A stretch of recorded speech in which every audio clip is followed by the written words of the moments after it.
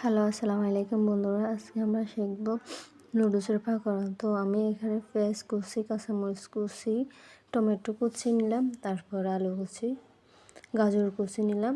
নেওয়ার পর একটা বলে নিয়ে নিলাম। নেওয়ার পর কিছু লবণ দিলাম, সাথে দিলাম এই যে নুডলস। তারপর এগুলো সুন্দর মতো একসাথে মেখে নেব। মেখে নেওয়ার পর এর মধ্যে দিয়ে দিলাম একটা ডিম। এই ডিমটাকে দেওয়ার পর আবার সুন্দর করে মেখে নিলাম।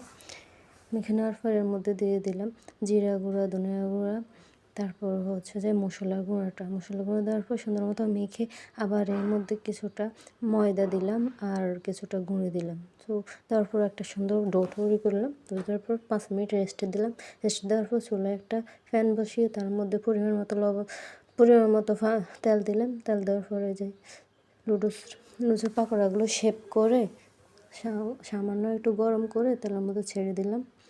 দেওয়ার পরে যে এক সাইড হওয়ার পর এক সাইড হলে সুন্দর করে লাল মচমচে করে ভাজা হয়ে গেলে তুলে নিলাম। আসসালামু আলাইকুম, ভালো থেকো।